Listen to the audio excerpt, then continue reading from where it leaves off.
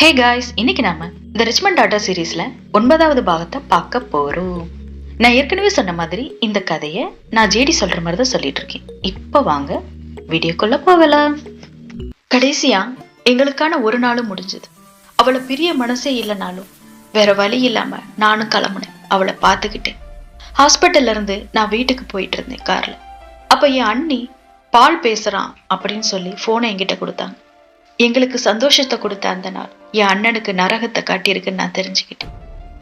நான் ஹாஸ்பிட்டல்ல இருக்கும்போது என் கேப்ரியலன்னா என் பாலண்ணாவை பார்க்க போயிருந்திருக்கேன். அப்போ என் அப்பா என்னை ஹாஸ்பிட்டல்ல கூட யாரும் பார்க்க வரக்கூடாது அப்படின்னு சொன்னதை அவன் சொல்லியிருந்திருக்கான்.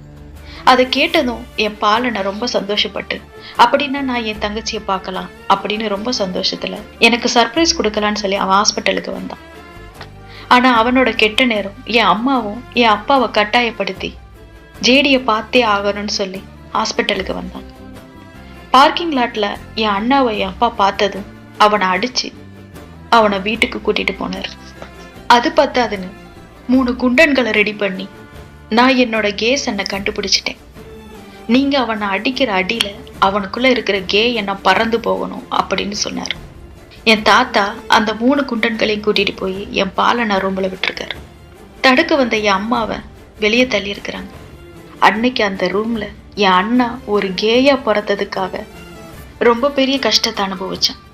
அதே கஷ்டத்தை அதே கொடுமையை நானும் அனுபவிக்க கூடாதுன்னு அவன் நினைச்சான். அதனால அவன் எனக்கு கால் பண்ணி, ஜேடி நான் சொல்றதை கேளு, நீ திரும்பி வந்துடாது. எனக்கே இவ்வளவு டார்ச்சர்னா உன்னை என்ன பண்ணுவாங்கன்னு என்னால கற்பனை கூட பண்ணி பார்க்க முடியல. நீ தப்பிச்சிரு, அல்திய கூட ஓடி போயிரு. நீ அப்படி ஓடி போனா நிச்சயமா நம்ம ஃபேமிலியில உள்ளவங்க கோவப்படுவாங்க. ஆனா நீ அதை பத்தி கொஞ்சம் கூட யோசிக்காது. ஏன்னா நீ யோசிக்கிற அளவுக்கு இந்த ஃபேமிலியில யாருக்கும் தகுதி கிடையாது. நீயும் என்னை மாதிரி இந்த நரகத்துல வந்து மாட்டிக்கிறதுக்கு எனக்கு விருப்பம் கிடையாது. நீ சந்தோஷமா நீ காதலிக்கிறவ கூட வாழணும்னு எனக்கு ஆசை. அதான் உண்மையான வாழ்க்கை ஜேடி, அதான் உண்மையான சுதந்திரம். இந்த வீட்டுல அந்த சுதந்திரமும் அந்த வாழ்க்கையும் நிச்சயமா உனக்கு கிடைக்காது. எதை பத்தியும் யோசிக்காம நீ உனக்காக ஒரு சந்தோஷத்துக்காக ஒரு முடிவெடு ஜேடி, திரும்பி வந்துடாத அப்படின்னு சொல்லி முடிச்சான். அப்ப எனக்கும் அவன் சொன்னது சரின்னு தோணுச்சு. நானும் என் அண்ணனும் என் ஃபேமிலிக்காக நிறைய விஷயங்களை பண்ணியிருக்கோம்.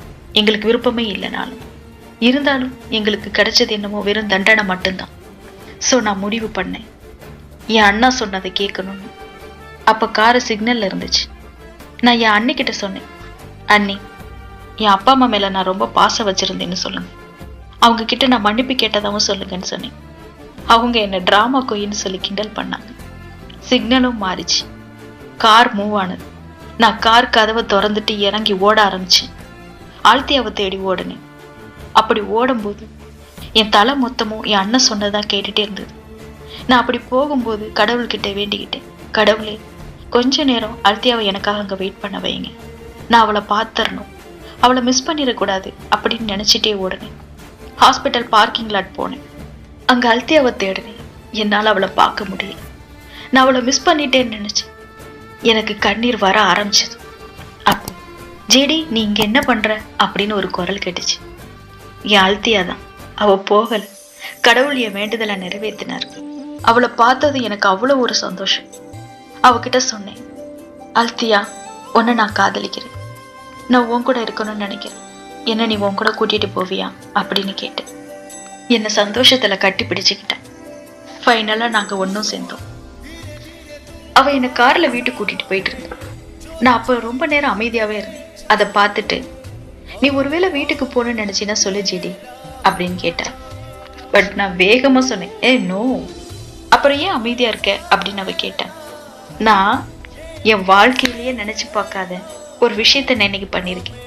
நான் ஓடி போயிட்டு இருக்கேன், அதுவும் என் கேர்ள் ஃப்ரெண்டு கூட.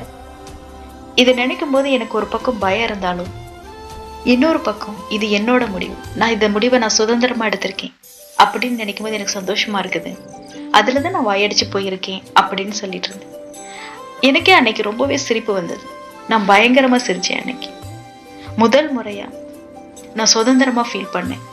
என் அண்ணன் சொன்ன அந்த சுதந்திர காத்தை என்னால சுவாசிக்க முடிஞ்சது நான் அல்தியா கூட இருக்கும்போது. அன்னைக்கு என் அப்பா என்னை கொண்டு இருந்தா கூட நான் சந்தோஷமா செத்துருப்பேன். ஏன்னா அது என்னோட முடிவு, நான் சுதந்திரமா எடுத்த முடிவு. ஸோ கடைசியா நான் ஆசைப்பட்ட மாதிரி என்னோட வாழ்க்கையை நான் என் கேர்ள் ஃப்ரெண்ட் அல்தியா கூட ஆரம்பிச்சேன். அது ரொம்பவே அழகா இருந்தது. ஒவ்வொரு நாளுமே எனக்கு ரொம்ப அழகா போச்சு. எனக்கு சமைக்க சுத்தமா தெரியாது, நான் சமைச்சதும் கிடையாது. ஆனா எனக்கு அவளுக்கு சமைக்கணும் போல இருந்தது. அவளுக்காக சமைச்சேன். 2 பேரும் ஒன்னா சாப்பிட்டோம். 2 பேரும் ஒன்னா உட்காந்து படம் பார்த்தோம். அதுவும் பேய் படம். மனசுக்கு பிடிச்சவங்களோட சேர்ந்து பேய் படம் பார்க்குற சுகமே தனிதான். அது பார்க்குறவங்களுக்கு புரியும். அவ கூட ஒன்னா சேர்ந்து ப்ரஷ் பண்ணேன், அவ கூட விளையாண்டேன். ஃபைனலா ஒன்னாவே தூங்கணும். நாங்க ஒரு கப்புலாவே மாறணும். நம்மளை காதலிக்கிறவங்களோட அரவணைப்புல தூங்குற சந்தோஷம் இருக்கேன், சான்ஸே இல்லை. அந்த உணர்வு எனக்கு ரொம்பவே பிடிச்சிருந்தது. நான் அவளோட அரவணைப்புல ரொம்பவே பாதுகாப்பா இருந்தேன். நான் அல்தியா வீட்டுக்கு போன அடுத்த நாள் அல்தியாவை பார்க்க பக்ஷியும் விழாவும் வந்தாங்க. ஹாஸ்பிட்டல்ல இருந்து நான் கிளம்பும் போது அல்தியா பக்ஷிக்கு கால் பண்ணி பிரேக்கப்னு சொல்லி வீட்டுக்கு வர சொல்லியிருந்தான். ஸோ அவளுக்கு ஆறுதல் சொல்றதுக்காக 2 பேரும் வந்தாங்க. அப்படி வரும்போதே விழா என்னை திட்டிக்கிட்டே வந்தா. நான் அப்பவே சொன்னேன், இந்த பணக்காரி கிட்ட போகாத, அவ மனசை உடைச்சி மடிச்சு அனுப்புவான்ட்டு. கேட்டாலும் என் பேச்ச. இப்ப பாத்தியா, அவ மட்டும் என் கையில கிடைச்சா அவளை அப்பள மாதிரி நொறுக்கிடுவேன் அப்படின்னு சொல்லி திட்டிக்கிட்டே கதவை தட்டினாங்க. பட் நான் தான் அன்னைக்கு கதவை திறந்தேன். என்னை பார்த்ததும் விழா ஷாக் ஆயிட்டா. ஏய், நீ இங்க என்னடி பண்ற, இருடி வாரேன் அப்படின்னு சொல்லிட்டு ஒரு ரவுடியாவே மாறிட்டா என்னை பார்த்ததும். அப்புறம் பக்ஷியும் அல்தியாவும் சேர்ந்து அவளை சமாளிச்சாங்க. உள்ள வந்த பிறகு கூட விழா, இது என்னமோ எனக்கு சரியா படல, இந்த பணக்காரிய மறுபடியும் நம்பாத, இவங்க அப்பன் பெரிய ஆளு, நாளை பின்ன இவளை தேடி வருவான், அப்ப உன்னை ஏதாவது பண்ணிட போறான் அப்படிங்கிற மாதிரி பேசிட்டு இருந்தான். பக்ஷியல் சொன்னான், நீங்க 2 பேரும் காதலிக்கிறீங்க சரி, பட் சூழ்நிலையை பத்தியும் நம்ம யோசிக்கணும் இல்லையா? ஜேடி நீ சொல்லு, ஒருவேளை உன் அப்பா உன்னை தேடி வந்து மறுபடியும் உனக்கு ஒரு ஆப்ஷன் கொடுத்தாருன்னா நீ என்ன பண்ணுவ அப்படின்னு என்ன கேட்டாங்க. எனக்கு புரிஞ்சுது. 2 பேருமே அல்தியாவை நினைச்சு ரொம்ப கவலைப்பட்டாங்க. நான் அவ மனசை உடைச்சிருவேன்னு நினைச்சாங்க. நான் உங்ககிட்ட சொன்னேன், நான் இந்த முடிவை எனக்காக எடுத்திருக்கேன் காய்ஸ், நான் இதுல ரொம்பவும் தெளிவா இருக்கேன். அப்புறம் நான் உங்களுக்கு ப்ராமிஸும் பண்றேன், நான் நிச்சயமா அல்தியாவை கஷ்டப்படுத்த மாட்டேன். ஒருவேளை இந்த விஷயம் என் வீட்டுக்கு தெரிஞ்சாலும் நான் அவளுக்காக ஃபைட் பண்ணுவேன் அப்படின்னு சொன்னேன். அது கேட்டதுக்கு அப்புறம் தான் 2 பேரும் கொஞ்சம் ரிலீஃப் ஆனாங்க.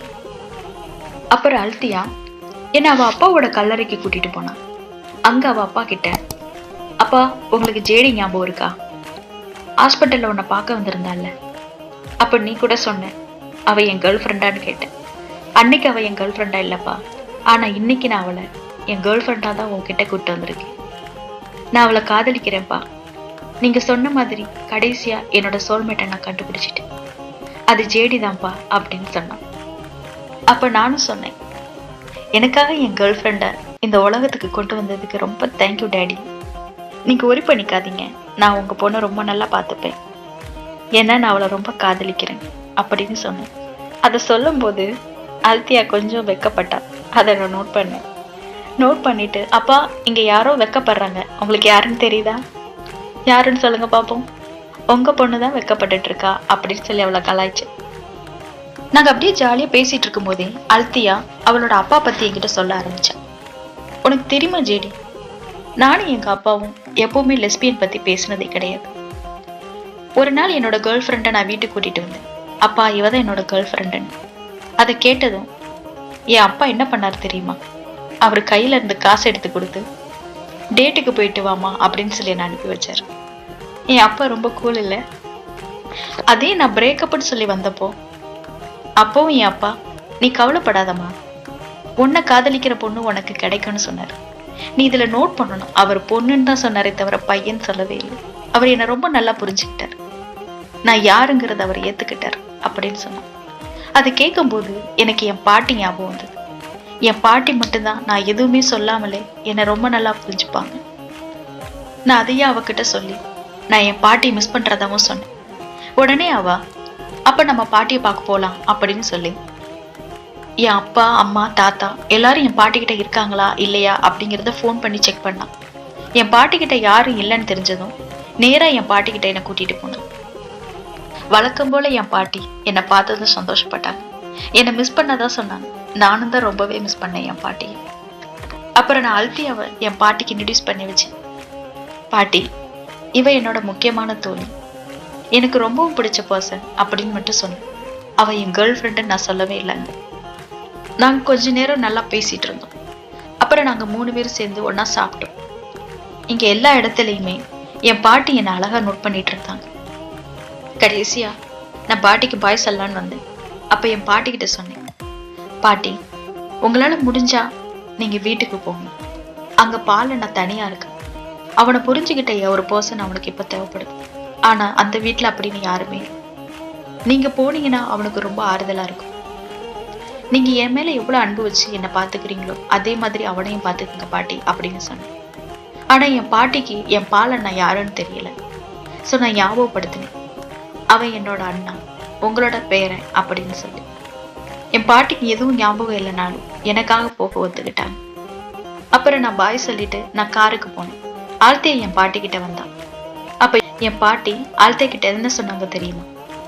அல்தியா, எனக்கு தெரியும் உங்க 2 பேருக்கு இடையில ஒரு ஸ்பெஷலான உறவு இருக்கு. அது எந்த மாதிரி உறவுன்னு எனக்கு தெரியாது. பட் என்னால் அதை உணர முடியுது.